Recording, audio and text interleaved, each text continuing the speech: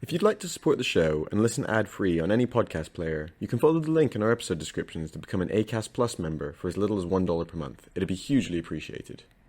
Welcome to the morality of everyday things. On today's episode, we will be answering the question, are landlords evil? But what are we really asking here? Yeah, I think it's worth immediately clarifying. We're not just looking at the cases of useless or intentionally uncooperative landlords who are making life hard. Though that would be a factor that we'll consider. What we mean is there something morally wrong with landlords making money from owning homes when many people are unable to even afford to own one? Just the one property that they want to actually live in. Should owning an essential asset or owning an asset in general really be a way of making money? What are the conditions where that, actually kind of isn't that productive for society? And should landlords be able to charge high rents on multiple properties when there is a shortage of affordable housing in the first place? I'm Jake. I'm Ant. And together we run this podcast, The Morality of Everyday Things. Welcome. We just wanted to say thank you to everyone who's left reviews. Really appreciate it. See the review counter going up on Spotify. Yeah, it's awesome. Gives us a warm, happy feeling. That's what it's all about, really. And also, of course, there should have been a pre-roll thing, but we now have a Acast Plus membership if you don't want to bother hearing the pre-roll and post-roll ads, and maybe mid-roll. We haven't decided if we're going to include those, but we'll do it nicely. Big shout out to the Dream Factory for these lovely new microphones, which really make us sound bassy. Yeah. It's perfect. Really sexy. Yeah, perfect for my Rick and Morty impression. What is my purpose? You pass butter. Oh my God. Also, we have a TikTok, so check that out. Back to the show. Are landlords evil? Let's start with some definitions. Okay. Who are we talking about when we are talking about landlords and they're potentially being evil? Well, generally, a landlord is classified as someone who is the owner of a house or some form of real estate who then rents this out to someone else. It's worth clarifying. I don't think this is a literal definition. Maybe this is an us definition, but there are two types of landlords that we really want to think about. The one is the professional, right? You imagine a guy in a suit, don't you? And the other one is the accidental. A professional landlord is someone who rents out properties for monetary gain. That's really the aim. Often they'll have something called a property portfolio, which means that they have multiple properties and their sole job is to be a landlord. I'm sure that you've seen these guys on Instagram and TikTok where it's like, hey, do you want to own 5 properties and never work again? And like those guys, that's what we're talking about. They are purely speculators who are looking to make money, and this is just a way of doing it. That's why they're in the market. They're in the market to make money. They're investors. And then on the other end of the scale is the accidental landlord you called it the accidental landlord. And I guess what we mean here is someone who might have inherited a property and lets that property out while waiting for it to sell, or just like while they're deciding what to do with it. Or maybe, it could also be that you don't need to sell, but like you kind of ended up with a property and you're renting out to manage the costs of it. That's it. The point is you didn't enter the market because you're like, this is a hot investment topic. That's right. You fall somewhere in the middle. You end up owning a house. You might rent out it could be someone where it's your own house, but you rent out a spare room or something like that. Yeah. It's incidental. It's not like this is my purpose. Yeah, exactly. It's not a money making scheme is the point. So really we're more focused on that kind of professional rather than what we call the accidental. I guess you could call it incidental, coincidental. I don't know. Landlord. The person who's really thinking about their property as an asset. In a spreadsheet, really. They'll duck out of the market if it becomes less attractive. That's a pretty key thing, whereas the incidental one probably won't. And they'll move it to, say, the stock market or some other investment opportunity. Yeah. Genuinely, this is obvious. Like, it's one of those things where the world is so big, you can place any bet reasonably and there'll be some people. But, for example, there'll be a bunch of people who saw crypto going up and they're like, I'm selling some of my buy-to-let portfolio to put into Bitcoin. Like, that will have been a thing that happened, right? That's the kind of people we're talking about. You're saying that there's an opportunity cost. That's the key point. Yep. And, some people might hear that and be like, well, how big a problem is this? I refer you to the 08 crash, but no, we'll come back to that. But some serious stats. So in the UK, 57% of landlords own more than one property, with 18% of people owning almost half of all tenancies in the UK, or managing almost half of all tenancies in the UK. That's a pretty stark stat, isn't it? Yeah. I think actually even that phrase, 57% of landlords own more than one property, like that doesn't, I've heard people say that about like Airbnbs and stuff before. That doesn't put into perspective how concentrated it is. Because that means at least 2, but a lot of those people are going to own big portfolios, right? It's basically saying that the majority of property is actually owned by people who own more than one property. Yeah, and you look at that 18% who own almost half the tenancies. Yeah, those are going to be people where it's like it's that exponential decay. Yep, and actually, a small number who own the majority. A small off-script point, one that we didn't mention. I think there's also like a third class of landlord worth considering. This one I would describe as the landed gentry. Right. You mean the monarchy? Kind of, yeah. No, what I mean there is just like there's a certain level. The accidental stuff makes sense. You inherit something, whatever. Maybe you keep it, fine. But at some point when you inherit 10% of the available property in the UK, like the royal family, at some point it starts to be a problem, and you can't help basically being kind of professional with the amount that you own. I mean, certainly if you're at the point where you don't work because of your inheritance, then suddenly it's like, well, this is suddenly your job. Yeah, and the reason this is the problem is what we're about to come to is that there is currently a housing crisis in the UK. In fact, it's not just in the UK. It's basically every major metropolitan area in the Western world. Yeah, a lot of the USA as well. Yeah, a lot of our listeners in the US, and I don't think, when we say there's a housing crisis in the UK, they're going to say, hey, us too. Unless you're listening from somewhere in the Midwest, in which case maybe you're actually having a kind of thriving property market in a positive way. Anyway. So let's give you a quick sort of history of the housing crisis. What do we mean, or where have we ended up? A housing crisis, just to define it, is when there is a shortage of housing, particularly affordable housing. What is so bad about this is that not only does it mean that people struggle to be able to afford to buy a house, especially first-time buyers, but it also tends to drive up the rents that you pay when you're not buying a house and you're just living somewhere. Yeah, I think really quickly, I'm sure that we say it somewhere later, but just to draw a quick thing, like, it's really interesting because, a lot of economists would be like, supply and demand fix everything. But they kind of forget the fact that, like, the ownership and the rental markets, there's some amount that's like no overlap, but there's a huge amount where it is an overlap and it's substitutable. And basically, why is it driving up rents? Because more people can't go into the ownership market, so they have to go into the rental market. Which drives up demand. And then those people, say it's full of speculators who are owning places who want to rent out. Suddenly, like, we'll come to this, we'll talk to buy-to-let, about buy-to-let, et cetera. But like, suddenly there's this floor where it's like, well, I have this mortgage and I have to cover my mortgage, that I've taken on to rent this place out to make a profit. So suddenly rents are pushed up. But yeah, that's it. Sorry, carry on. No, it's a really good point. It's that substitute effect. If everyone only ever owned houses and you couldn't rent houses, supply and demand probably would equilibrate the market. Well, actually, rent would then be really, really, really high, right? Because yeah. Well, it wouldn't exist. You'd be paying a huge, say there was a tiny one, you'd be paying a huge premium to be like someone who's only staying in this country for a couple of years. Right? Sure. The fact that they exist and one feeds off the other is what drives the disequilibrium of supply and demand. And sorry, just another really quick point, lots of caveats. Traditionally, the reason people got mortgages rather than renting was because mortgages were cheaper than renting, right? Now that's overwhelmingly not the case because it's typical to have like a 5 or 10% deposit on a very expensive house. So actually a mortgage could be more expensive than renting, but people are like, it's okay, I'm getting on the ladder. Sorry, carry on. Must get on that ladder. No, but it's really true. And I think actually the reason there's a crisis now is because rents are exorbitant, but also getting on the property ladder is unfeasible. And then you are actually, you kind of have to live in canal boats. There are many factors that have gone into this development, but probably two of the most crucial policies that led to this in the UK were the right to buy policy, which was encouraged by the Thatcher government to enable council tenants to buy their homes for a reduced price, and the other was the buy to let initiative launched by private lenders in the early noughties, and this enabled landlords to invest in property more easily by offering specialist mortgage rates that took into account rent. Basically, they created financial instruments, mortgages, where, normally when you get a mortgage, a personal mortgage, it's like, oh, what's your salary? Right. These were now mortgage products where it was like, oh, you're going to buy this place and rent it out. What's the rent going to be? And we'll use that to support your mortgage. Right. That's it. Which allowed a bunch of people to enter. And then the right to buy, like, ooh, you know what, this is a stat we should have got before. But basically the Thatcher government was like, this is something we'll discuss. Thatcher government was like, it's very important that everyone owns a home. Same with Reagan. It was actually like a kind of coincided. It was like an 80s thing, wasn't it? Yeah. It's no coincidence that the '08 crisis, largely property based, was, or property issues there, was, both UK and US. It's kind of that Thatcher-Reagan era obsession with owning a home. We sold an obscene amount of social housing off. It's interesting because some countries, again, I'm sure we'll talk about it later, like Germany, have much more social housing and it's much more normal to rent for extended periods. And because the rent is affordable, that's fine.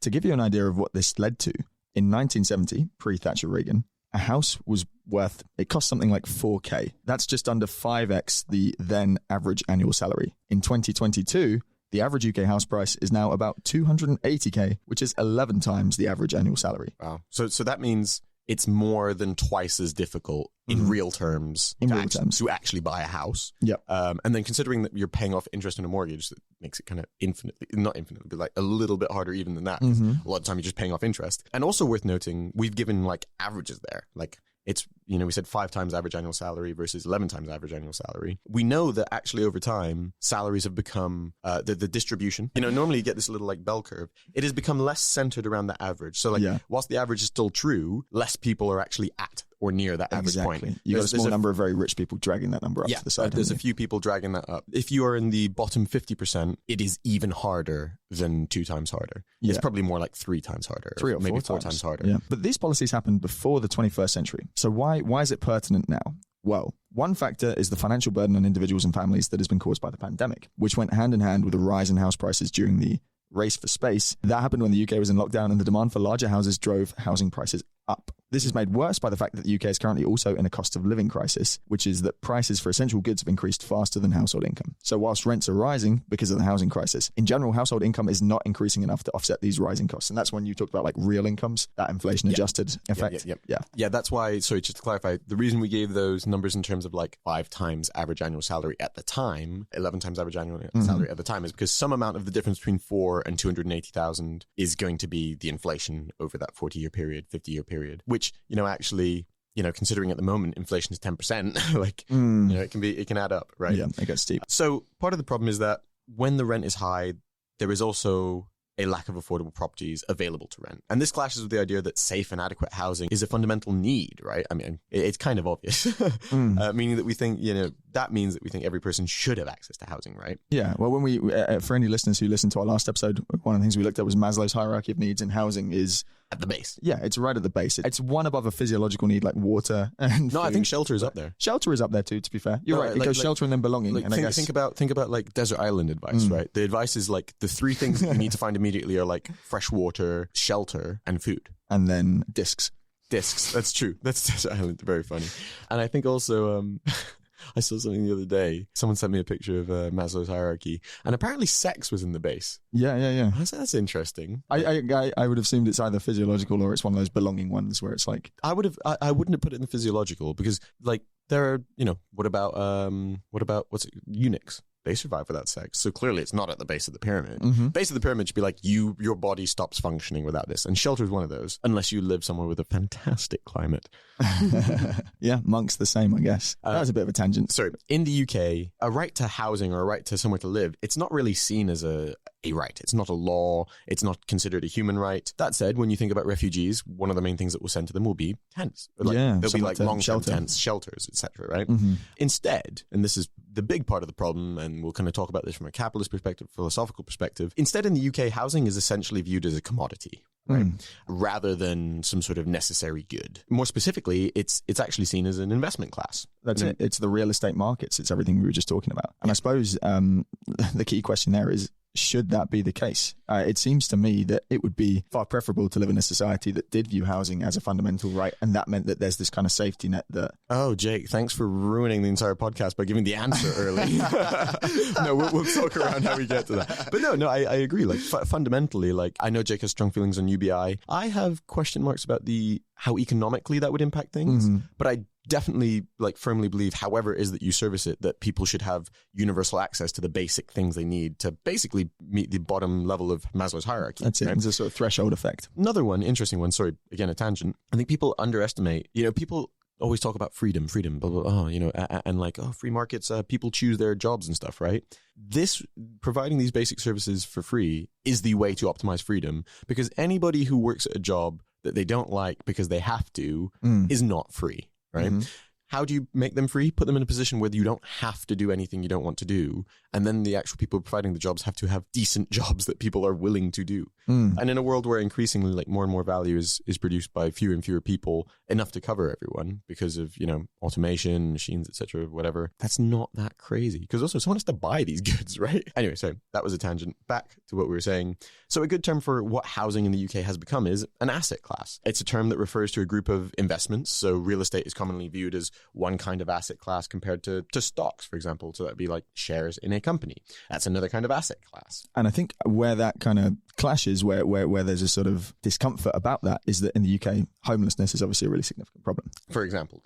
This highlights it. It does. I don't know how reliable the stat is, but estimates say there's about 288,000 households being homeless. That sounds a little bit paradoxical, but household is just an economic term for designating like a group of people. Yeah, like a family. A family, yeah. I actually think, to be fair, I think I've heard the stat, and I think that the exact phrasing is something like it is not in secure housing, something like that. So it's not that there's 300,000 families living on the street. Yeah, it's that they, are maybe crashing at another family's place or are in some sort of temporary government assistance or something like that, right? It's that they don't have like a secure, stable home. I believe that. I need to double check that stat. And just to contrast that with a slightly clickbaity stat, there are nearly double that number of second homes in the UK. So there's 500,000 second homes estimated and 288,000 households designated homeless. Yeah. So there are literally enough homes for everyone. That's it. There's more than enough homes for everyone. There's just not enough affordable homes. That's the big problem. So we've talked a lot here about the UK, but we said earlier, we realized that there are people listening to us all over the world, particularly in the USA.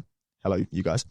Howdy. So the situation in America is slightly different, but not exactly great either. According to CNN, the US is in need of 3.8 to 5.5 million housing units due to a lack of affordable housing that was exacerbated by the pandemic. Similar to the UK, actually, in that respect. Yeah, so also worth noting, we keep using this term affordable housing, right? Something that we'll mention, but like because of this speculative and market nature of this commodity, it starts to be like, what's the most cash generative use of land? As opposed to what is the, what do we need, right? Suddenly, like making caviar is more profitable than making bread. But sorry, just to jump back on that.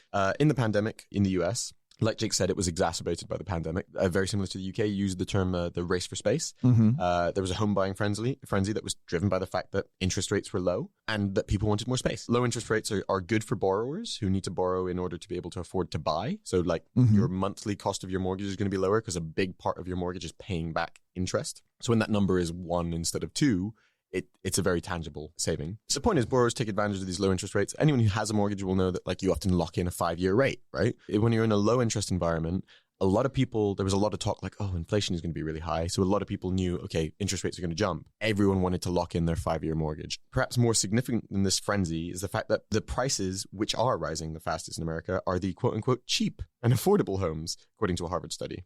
Yeah. So this means that affordable houses are getting fewer and farther between, shutting lower-income households out of the housing markets at an increasingly faster rate. Forcing them into the rental markets. Exactly. And like I say, because of this means that those who have purchased a house that is affordable are far less likely to sell, knowing there's a lack of houses just like theirs. So they kind of get locked in. Yeah.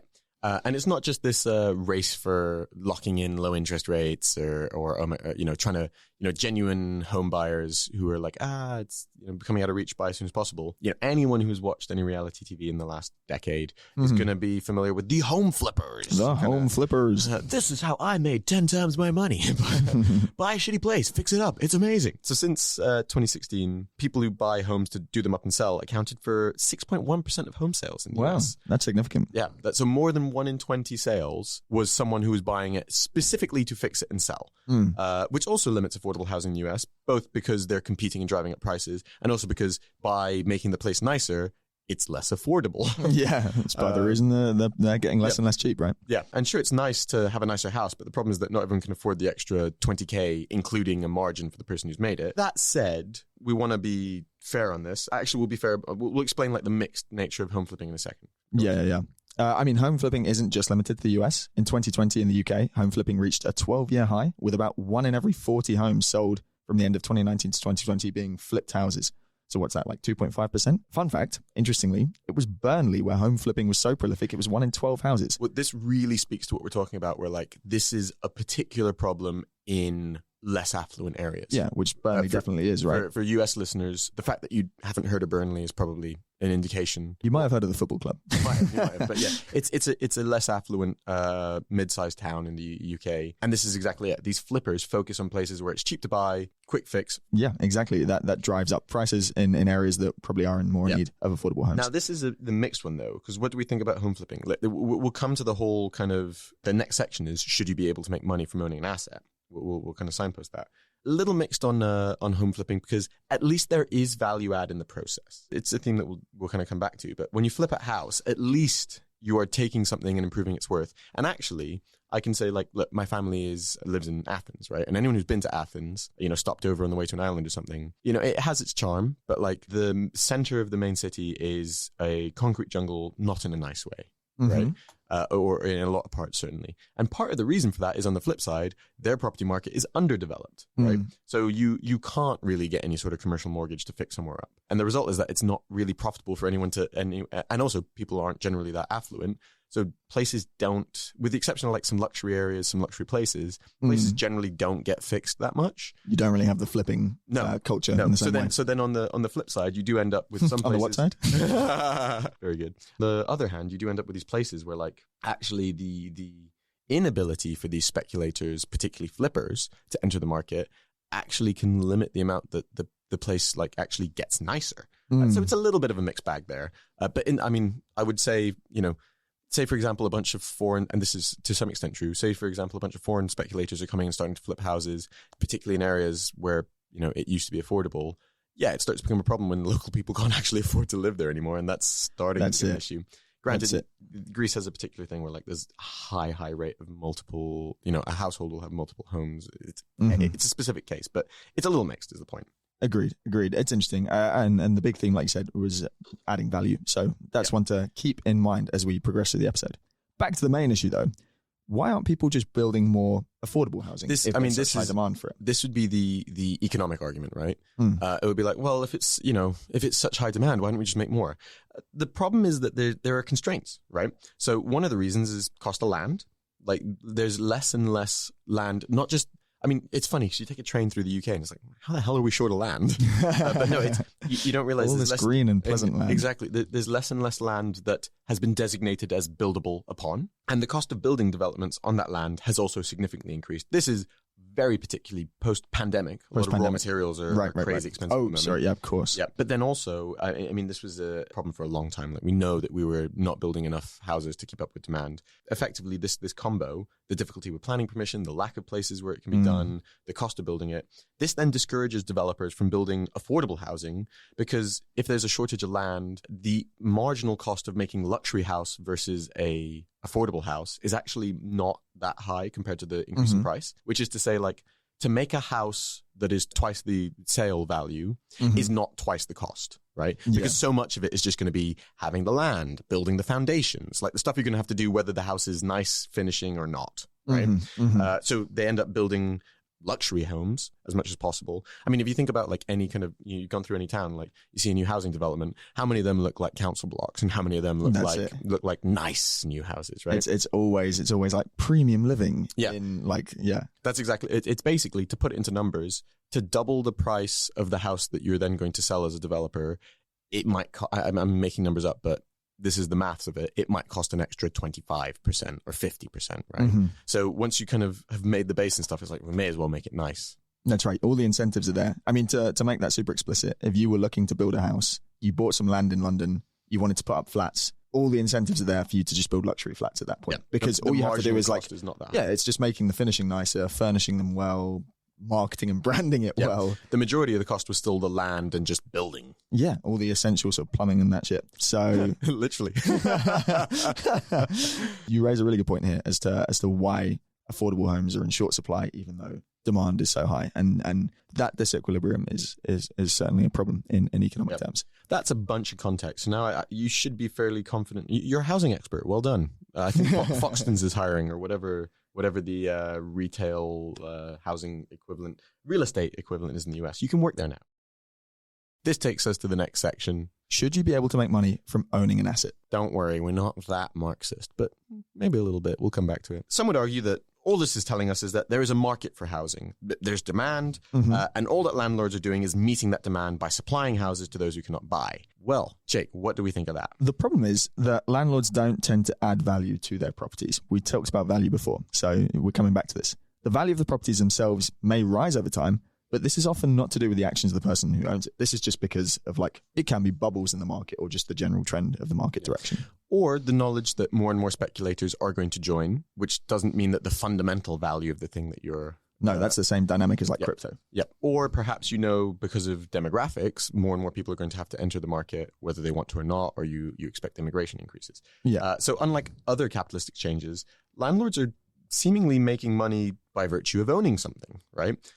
You could argue that their money would be better off used to invest in something which would, for example, actually improve society or contribute to innovation of some kind. And in fact, Another way of phrasing it is that the return that you make in investments is commensurate with the risk that you're taking, right? Mm-hmm. And there's kind of a sense in the West over the last 20, 30 years, 50 years, that you're not really taking a risk by owning housing, and yet you're generating a yield, right? And you're doing very minimal work as a lot. You don't have to do, like we said, you don't need to do that, you don't need to be the flipper, or maybe you're getting disproportionate or leverage returns on doing small improvements in the place, and then you're doing minimal work and you're somehow generating returns, despite the fact that you're not really doing, generating that much value. And I think what's particularly weird with housing is that when you talk about renting most assets, a lot of assets will depreciate over time. Not necessarily stocks, that's Cars. a different thing, but cars certainly, any machinery. Houses depreciate in some sense of like you'll have to do regular maintenance, but actually as an asset overall value, they don't. In fact, the opposite tends to be true. So once you've secured a house, you're actually like your wealth is kind of sticky upwards. Yeah. Imagine if there was a severe limitation on how many cars we could make, and cars didn't have a natural kind of end of life, right? So you could use cars for hundreds of years. You can fix up an old cottage. It becomes annoying, but like you can fix up a medieval cottage into a house still, or at least you can knock it down and use the land. Yeah, right. That's what it's more like. So some capitalists and libertarians would make the argument that what an individual chooses to do with what they come to own is a matter of their own personal liberty. We shouldn't restrict this. It's entirely justified. I mean, when you think about the entire network of interactions, there's no individual person who seems to be doing anything wrong. I'm choosing to buy a house, you're choosing to sell it to me, then I'm choosing to rent it to someone, they're choosing to take the rental agreement, right? That's it. And it's all done within the constraints of the law. Everyone's happy. It's all legal and it's all sort of fair market exchange. Now, here's a nice example of this. Was it Robert Nozick? Can't remember. Nozick is a very famous philosopher, libertarian philosopher. Is a very famous thought experiment that can be used to kind of explain this, justify that one person could be able to earn a ton of money just by virtue of owning an asset or being an asset. So in this famous example, he says Wilt Chamberlain. Let's call it Michael Jordan. Let's call it LeBron James, whatever. Yeah, talking about famous basketball players, which I'm sure you all got. Famous people, Cristiano Ronaldo, Messi, whatever. Let's say that he says, I'll only play with my team if every time that I play, everyone who comes in chooses to contribute, 10p, 25 cents, whatever. And this money will go straight to them, right? The Ronaldo tax. Yeah. I mean, at the end of the season, maybe they've earned an extra $1 million, $2 million. It's kind of hard to, they've stated like, hey, I'm happy to just not play, but these are my terms. And everyone has just accepted the terms. And so what's wrong here, right? Although at the end of it, the natural feeling is like, but this person has somehow extorted $1 million. Yeah, they've extracted rent in a sense, right? But Nozick basically makes the argument that this is not injustice. And no one can reject the unequal wealth that results from this famous sports person charging the extra money. The argument really for Nozick is that since there is nothing unjust about this, there are no grounds to prohibit capitalist acts between consenting adults, other than those that would be, according to Nozick, destroying personal liberty. Right. So sweatshops, cool. Well, to be fair, maybe that's one that doesn't pass that caveat of personal liberty. Yeah, right. Fair, so that's the point. Well, of like, but I mean, a sweatshop generally is improving the personal liberty. I mean, you presume that the people in the sweatshops are better than their alternative. You're just taking advantage of the fact that they live somewhere where the alternative is so bad. Yeah, I think that's strictly true. It's I guess in some ways it's about drawing the lines of consent in terms of bargaining power. And if you want to get sort of nuanced about it and you sort of say like, actually someone's making a constrained choice because they don't have the bargaining power because they're disadvantaged. This is exactly it. This is coming back. It's all about where you set that bar, right? Because he seems to be saying, as long as you're making it better for the person, it doesn't matter. And what we seem to be saying is, no, there's a minimum acceptable threshold, which, in our case would be, there is some access to affordable housing, right? It's a bit like the person who's forced into a minimum wage job, right? It's exactly like that, yeah. Yeah, like you're not limiting their personal liberty purely because the alternative is so bad, but we should have constructed an environment where the alternative isn't that bad so they can genuinely freely choose that. Absolutely. And I mean, the logical conclusion, if you extend Nozick's argument, is that there's no grounds for any redistribution of wealth at all, since there's no injustice being committed. Yep. And that's obviously, that's problematic. So... Yeah. And I think, one other thing, taking this thought experiment and relating it to what we're talking about, aside from like the, hey, what's the alternative baseline, etc. I think one really key thing about housing is that it's a fundamental human need. Right. Yeah. And also it's very, very expensive, right? Relative to people's incomes. The difference here is that we're asking a trivial amount of money for something that is purely, entertainment, fun. 10p, 25 cents, whatever you want to use as your thing to go and see extra, to go and see a sports person, you might be a bit annoyed, but you don't lose out in the same way that when you can't access secure housing.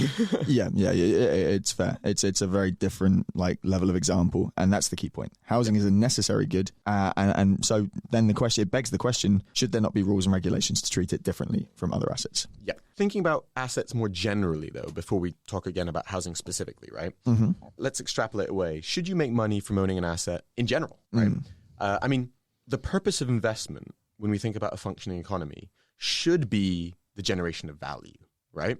I mean, that should be how you make your returns. Sure. The same way that a company should make profits from generating value and then extracting some proportion less than 100% of it, right? So that there is some net value gain to society. Otherwise, we should regulate that company out of existence. We don't want companies that are just sucking value from other places. It's bad for society. Similarly, instead, when we think about personal investment or people doing these kind of business activities, we have all these ways of generating yields, percentage returns, without the need to really generate any value, just for holding assets. To give an example, aside from housing, even index funds, they're stocks on secondary markets, right? They don't actually help the businesses that you're investing in grow. Yeah, the money never actually reaches the business. No. As soon as it's moved into the secondary market, it is kind of arbitrary who owns it. Some exception with market sentiment and the fact that a secondary market means that liquidity existed in the first place, and that's useful. But then after the fact, if I buy your Amazon share from you, makes no difference, right? Yeah. I'm just holding a thing. I'm just speculating on whether it's going to go up.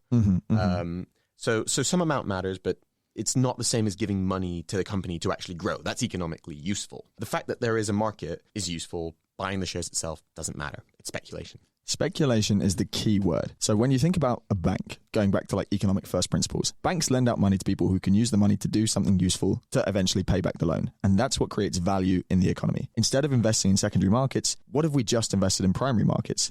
That's where the actual value lies. I mean, obviously, sometimes endeavors fail, businesses fail, and then you lose money. That's sad for everyone involved. But when it works, and that's how you generate value, and that's how the cycle continues. And so to take the analogy of housing, what if the way that people generated value was developing more housing? To some extent fixing up more housing, but then you kind of want this outside force where it's okay, we want to make it unattractive to make, we want to have a balance of affordable and unaffordable, so we'll change some requirements and costs on buying and flipping, for example. We don't want people to buy and sell within the same year because that's not what housing should be used for. That also means the house is empty for that year. Maybe we should be taking a kind of third-party regulatory environment and saying perspective and saying, hey, this is what we want the market to look like. So, first principles, get some land and materials, build a house, added value. Flipping houses, a bit mixed, but hey, buy a house, fix it up, sell it, kind of added value, mixed case depending on if you've distorted our number of affordable houses. But now, when you think about a lot of buy-to-let portfolio landlords, they're doing the minimum to kind of increase the value, breaking it into more units, turning it into student lets, turning it into Airbnbs to maximize yield, minimizing your service to the people who are staying there, because you want to save money. I mean, that's a point we made at the beginning. Yep. We were kind of joking when we talked about our landlord's evil, we said we're not talking about landlords being specifically uncooperative and nasty and all these things, but actually there is a problem there in the fact that this particular market incentivizes landlords to do the minimum. Well, this is it. I mean, sorry, I lost my track there, but it's basically, people talk about homo economicus. This is when you turn housing into an asset to maximize a yield, you become homo economicus, right? Yeah. I'm going to do the minimum to keep my tenants happy and to meet the regulatory requirements because I want to maximize my yield, right? And you start, like we said, you start doing things like split it into more bedrooms, turn it into student lets, turn it into Airbnbs, take more out of that useful market and make it less livable, maximize your ability to make money. But are you adding value? Right? Let's take the example of here's a super bare bones, right? I can get a 25% buy-to-let deposit. I can access a mortgage with 25% deposit on a house somewhere, right? It got a live-in tenant, and this is a real situation that people have. Maybe it's got a live-in tenant, or I'll find a new tenant, whatever. I buy the place. I don't need to do anything to it. I want to be hands-off. Some estate agent's going to manage it, and I know it'll make me some yield per year. And every year, maybe I'll put X into maintaining it, right? should I be generating a profit for doing that? The fact that I could afford the 25% deposit for a buy-to-let and then I'm doing nothing, it's like a hands-off asset. Should I be generating a profit from that when other people could actually buy that to live in? It doesn't seem fair, and it doesn't seem especially fair if you take the same example and you were to Airbnb it, say. And this is a problem that we've seen in Europe massively in the last decade. There was a real incentive for people to do that in city centres. Barcelona, big example. Amsterdam, I think the same. I mean, you could point to places all over Europe and probably the world. And what you're doing there is you're driving out locals. You're making the sort of house prices more unaffordable. People move out of cities where they've been used to living, and like you said, you're not really adding value.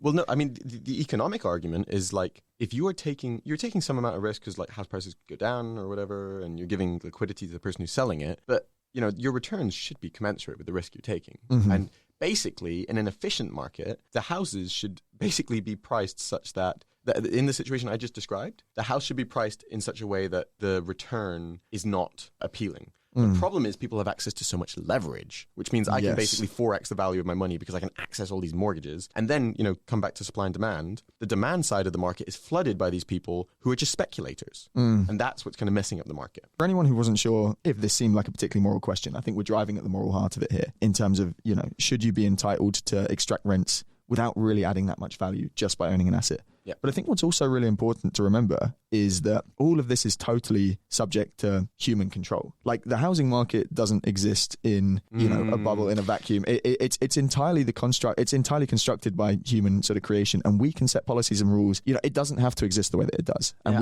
we can adapt that and impose our sort of moral view on it. It's so funny how so much of like policy and economics, so many people act like it's like a law of physics. Right, exactly. And they don't realize the entire thing is constructed by humans and can be shaped and controlled by humans. Like, don't get me wrong. Are there elements in supply and demand, and should there be an element of free market in this? Absolutely.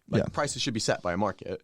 Should we be using policies to, for example, a problem we haven't yet mentioned, stop foreign investors laundering their money and taking houses out of supply altogether? I'm talking Russian oligarchs who need to clean their money, so they buy properties in London and they don't even live in them. Right? Yeah, like look at most of Mayfair. Yeah, seriously, like some of the nicest parts of London, they're just ghost towns. Yes, we should regulate that out of existence. Should we consider hey, if there's not enough houses for everyone, should we make it really expensive to buy a second or third home? We do some amount of that, but yes, there should be more stringent policies because too many people still do. Should we make buy-to-let leverage, which again is that kind of I put down X and I get 4 or 5 up to 10 times my buying power, which, by the way, just to clarify as well, this is the problem that means that even if something generates a 2% return, which is very low, it can become really attractive because I can only, I can put down only 25%. So then it's 2% becomes 8%. It's 4 times as valuable. That's it. You're getting 2% on the 100% where you've only had to contribute a quarter of that. This is the fundamental thing. Too much leverage. And then when things fail, they fail bloody hard. Right, because suddenly, this is '08 all over again. People are owning 5 homes, and a 2% interest increase means that they can't afford any of them. Right, and then they suddenly all flood the market. So, should we be making buy-to-let less affordable? Absolutely. I mean, to sum up this section, making money from owning an asset, high level is yes. People, it's okay for people to make some money from assets, but it should be commensurate with risk. Right, we should have policies in place to balance risk and reward and not allow too much leverage because it's unhealthy for a system that leads to '08 style crashes. And it's about creating efficient market outcomes, which is not what seems to be happening. That's it, because if you're renting out a place, you are ultimately providing a service. If someone wants to come on holiday and stay somewhere, of course they can. They should be able to access that. If you want to rent it out, if someone needs somewhere to live, you should be able to rent it out. But it's about constructing the incentives, which really could just be a simple question of taxation. Yeah. It's about designing that in such a way that there's an equilibrium, that speculators are kind of cut out the market, discouraged from the market. Yeah, speculators should focus on investing in things that are accretive for society. That's it. Anyway, guys, sorry, last bit was a little rambly. We feel strongly, and it's kind of taking us back and forth a few different ideas. But that's the end of the first section. We will be back next week to discuss, is it justifiable specifically to encourage housing as an asset class? And we'll also look at the sort of policy question around how could we solve the housing crisis. Yeah. Just a little reminder again, please do leave a review. Feel free to become an Acast Plus member, not just to avoid the ads, but if you want to support us. And check out our TikTok. There's too many requests. And now here's another ad to listen to. Yeah. See you next week, guys.